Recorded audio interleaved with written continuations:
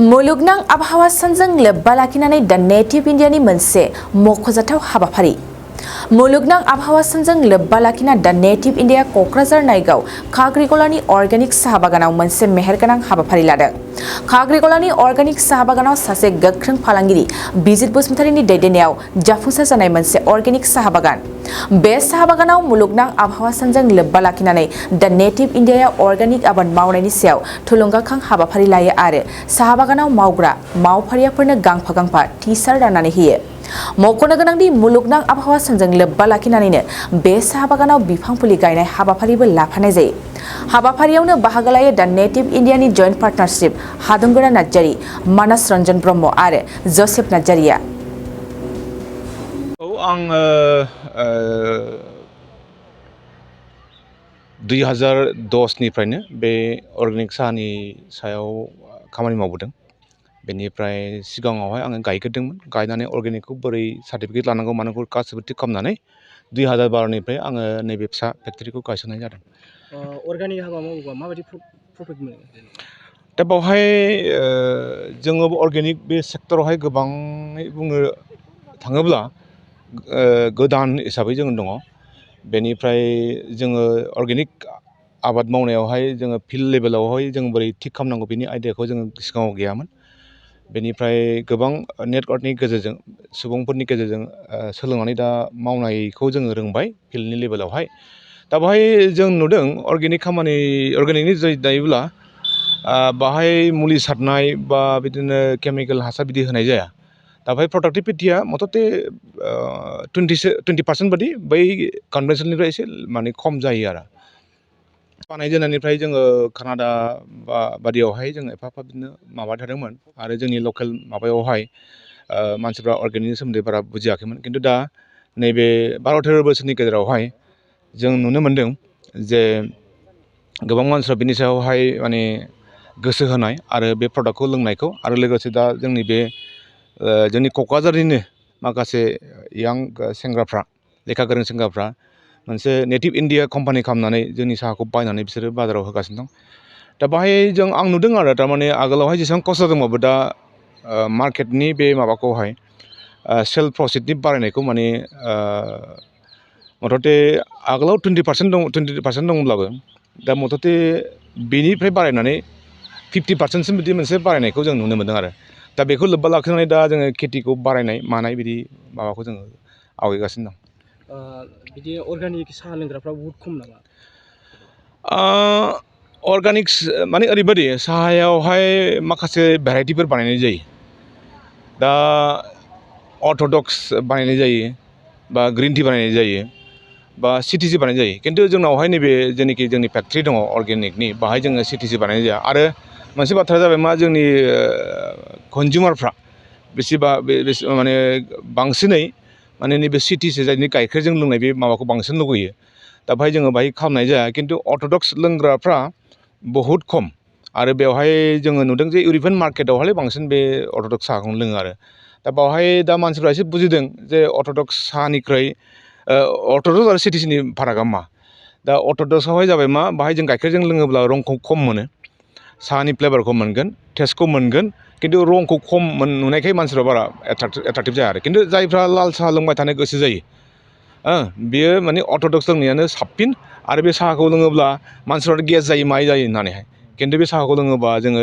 मोनसे ओंखाम उखैनाय भाब देहायाव मोनसे फ्राद मोनसे बिदि माबा परिबेसखौ जों मोननो हायो आरो। दिनै मुलुगनां आबहावा सानजों लोब्बा लाखिनानै दिनै नेटिभ कम्पानिया नोंथांनि बे मावग्रा मा होनो बिथांमोननो मोनसे गिफ्टसफोर होफैदों। बिनि सायाव मा फोरमायगोन? दा आं बहुद गोजोननाय मोनदों जे दिनै 13 बोसोर खामानि मावबोबाय। आंनि बे अर्गेनिक बागाननि सायावहाय जोंहा माखासे जोंनि ओनसोलनिनो ट्राइबेल उइमेनफोर दङ जे बिथांमोनहा गोसो खुसियै आगोलनिफ्रायनो जोङो मावबोबाय थादों। बेनिफ्राय जोंखौ हेफाजाब होदों आरो बिसोरजों लोगोसेनो जों साहाखौ बानायनो फानदों। दा दिनैहाय जोंनि ओनसोलनिनो माखासे गोरों गोरा सेंग्राफ्रा फैनानैहाय मोनसे कम्पानि बानायनानै आंनि बागाननि जे मावग्राफोरनो बे वर्ल्ड इनभारनमेन्ट डेखौ लानानैहाय जे बान्था होफैदों, आं बिथांमोनखौ बहुद साबायखर बावो आरो आंनि बे मावग्राफ्राबो माने बहुत गोजोननायखौ मोनदों आरो बेबादिनो जों सानो बे अर्गेनिक आबाद मावनायनि गेजेरजों असे सास्टेनेबल डेभेलपमेन्ट बे जिनिसा जायो दा जोङो सास्टेनेबल डेभेलपमेन्ट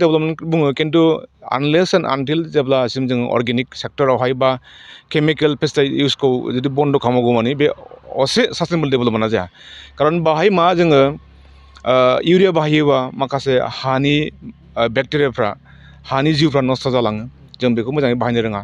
बेनिफ्राय केमिकेल इउस खालामोबा माखासे जोंनो नांगौ एम्फौफोर दङ बिसोरबो थैलाङो बेनिफ्राय बेनि गेजेरावहाय मन'पलि जालाङो बेमारा बारा जायो आरो लोगोसे बे सारनाय मुलिफ्रा अखानि गेजेरजों सुस्रालांनानै जोंनि खाथि खालानि स्ट्रिमफ्राव थांनानै जेन'बा दैयाव थानाय माखासे जुनादफोरखौहाय बा जिब जुनारखौ नस्थ' खालामो दा बेबादि जायो दा बेफोरखौ गासैखौनो आरो दा लोगोसे बाहायनो जोंहा चक्रशिला वाइल्ड लाइफ सेंसुरि दङ बेखौ माने मोजां लाखिनांगौआ जोंनिबो दायथ' होननानै बे अर्गेनिक कनसेप्टखौ आङो लाबाय थादों आरो बिथांमोनखौ दिनै बाहाय फैनानै आंनि मावग्राफोरनो माखासे दान होफैनायनि थाखाय बहुद गोजोननाय थाबाय मा उद्देश्य होफैदों नोंथांमोना दा दिनैहाय मुलुगनां आबहावा सान वर्ल्ड इनभाइरनमेन्ट डे दा दिनैहाय जोङो बेयाव नैबे चक्रशिला एरियानि काक्रिकला गामियाव जे अर्गेनिक सेक्टराव जायफोर हाबा मावगासिनो मस्टलि जायफोर बागानाव बे साहा खाग्राफोर बिथांमोना बोसोर बोसोर मावबोगासिनो बे सेक्टराव नाथाय मेन खोथाया जाहैबाय बिसोर बे सेक्टराव मावनाया गोबावानो जाबाय नाथाय जोङो बिसोरनि जुदि उननि फिउचाराव बिसोर जाहाथे बे सेक्टरावनो मावलांबाय थानानै इनभाइरनमेन्टखौ बिसोरनि इनडाइरेक्टलि बिसोरनिबो कन्ट्रिबिउसन दं इनभाइरनमेन्टआव मेन रिजना जाहैबाय बिसोर अर्गेनिक सेक्टराव मावो इनअर्गेनिक सेक्टराव मावग्राबो दं नाथाय बिसोर वेजेसखौ बांसिन मोनो बिसोर वेजेसखौ एज कम्पेरेटिभ वेजेसखौ मोनो आं मिथिनायाव आरो दा ओंखायनो जों बेखौ मोनसे थुलुंगाखां होनो थाखाय फैदों बिथां आइजोमोनखौ जे दिनैनि बे इनभाइरनमेन्ट डेजों लोब्बा लाखिनानै अर्गेनिक जायफोर अर्गेनिक माबाया सेक्टरा माबायदि इम्पेक्ट होयो मोजां इम्पेक्ट होयो दा बेखौ जाहाथे बिथांमोना बे सेक्टरावनो थाबैना अर्गेनिक सेक्टरावनो थानानै इयुनाव मोजां बेयावनो इनभल्भ जानानै मावलांबाय थाथों आरो इनभाइरनमेन्टखौ मोजां कन्ट्रिबिउसन लांबाय थाथों दा बेनि थाखायनो बेखौ जों फैदों आरो नोंथांमोननि नैबे नेटिभ इन्डिया मा हाबाफारि लानो सानदों जेनेबा उननि समाव उननि समाव जोंहा माखासे प्लान दङ जों मोनसे स्ट्रेटेजि बानायदों जा नेटिभ इन्डिया कम्पानिया माने मेन उद्देश्यआ जाहैबाय आं सिगाङाव बुंनो सानदों बे नेटिभ इन्डिया कम्पानिखौ जों सिगां ग्रिन लिफ होननानै बुङोमोन दा माखासे ट्रेडमार्कनि इसु जानानै जों बेखौ सोलायनांगौ गोनांथि जादों दा नेटिभ इन्डियाया नट अनलि टि बेखौल' इनभल्भ नङा नाथाय जों S A first native product जेनेबा आसाम होनबा साहाखौनो बांसिन मिथिनाय जायो नङा होमबा दा ओंखायनो जों साहाखौ फार्स्ट टिखौ फार्स्ट प्रायरिटि लाग्रोदों नेटिभ इन्डिया माने जों नेटिभ इन्डियानि मेन उद्देश्यआनो जाबाय नेटिभ प्रडाक्टखौ जोङो प्रमट खालामनाय आरो जायफोर आनअर्गानाइज सेक्टराव मावगासिनो जायफोर गामि गोथौआव मावगासिनो जायफोर एग्रिकालसारजों लोब्बा थानाय नट अनलि एग्रिकालसार टेक्सटाइलानो होन बिसोरखौ जों लासै लासैनो नेटिभ इन्डियाआव मोनसे बिसोरखौ नेटिभ इन्डियानि कम्पानिनि जुरियै मोनसे इनभल्भ खालामनानै बिसोरखौ जोङो फिउचारनि सायाव मोजां मोजां वेजेस होनो सानदों आरो मोजां मोजां स्कप होनो सानदों फिउचाराव नोंथांमोना नैबे नेटिभ कम्पानिनिफ्राय मोनसे अर्गानिक बाजार बायलाय फानलायबो खालामो नामा दाथ' बर्थमान नेटिभ इन्डियानि फार्स्ट प्रडाक्ट हिसाबै जोंना अर्गेनिक अर्थ'डक्स टियानो फार्स्ट जानानै दं दा जोंना प्रडाक्टआ मार्केटआव दङ अलरेडि मोजां रेसपन्स मोनदों जोङो मानोना जोंनि जायगायाव मा जायो मस्टलि साहाखौथ' जोंनि जायगानिफ्राय मोनो नाथाय मा खालामो मस्टलि गिदिर गिदिर कम्पानिया बे अक्सननिफ्राय बायनानै लांसै बेनिफ्राय लास्टआव जोंनावनो बे प्रडाक्टखौ फानफैफिनसै नाथाय जोंनि दिनै बे अर्गेनिकआ माने टिखौ फार्स्ट प्रायरिटि लानाय जाहैबाय जोंनि मानसियानो जुदि जोंनि जायगानि साहाखौ मोनलोङा ओंखायनो जों मा खालामदों जोंनि बागाननि प्रडाक्टखौनो जों डाइरेक्ट जोङो कनजुमारनो डाइरेक्टलि एभेलेबल खालामनायनि मोनसे मटिभ लादों आरो मस्टलि दा अर्गेनिकआनो प्रायरिटि इनअर्गेनिकबो दं इनअर्गेनिकआव जाहैबाय सिटिसि साहा होनो जायफोर फिसा फिसा माबा दाना गैया होमबा बेनो आरो नुनो मोनदोंदि आथिखालाव सुबुंफोरा अर्गानिकखौ लोङालासिनो गुबुन बिगियानिक आदबजों मावनाय इनअर्गेनिक बेफोरखौ जों लोंनाय बांसिन नुनो मोनो बेनि सायाव मा फोरमायहरदों दाथ' बेखौथ' मा बुंनो मानि खोथाया जाहैबाय मोनसे हेबिट जानाय जाबाय हमना ला जों उन्दैनिफ्रायनो अर्गेनिक बुस्थुखौ बारा प्रायरिटि होआखैमोन मानोना हेल्थ कनसियासनि खोथाखौ बुंनो थाङोबा माने जोङो माने मोनसे समनिफ्रायनो जोङो माखासे बुस्थुखौ कनजुम खालामबाय थायोबा मोनसे आलदा प्रडाक्टआव बारनो थाखाय बिराद मोनसे माबा लायो आरो हेबिटखौ सिफायनो दा जों सानदों जोंनि बे नेटिभ इन्डिया कम्पानिनि थ्रुयै आरो आदा बिजित बसुमतारिमोननि थ्रुयै मोनसे अर्गेनिक जा रिभलिउसन लाबोदों जोंनि एरियायाव जोङो बे अर्गेनिक प्रडाक्टखौ बयखौबो लोंहोनानै टेस्ट खालामनानै नङा बे इनअर्गेनिक साबसिन बे बुस्थुखौ जोङो मोनसे रिभलिउसन लाबोनानै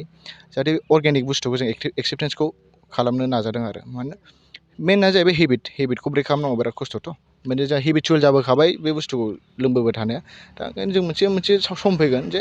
हेल्थ कम्पेरेटिभ मा खालामो दा जुदि जों वेस्टार्न कान्ट्रिफोर नायोबा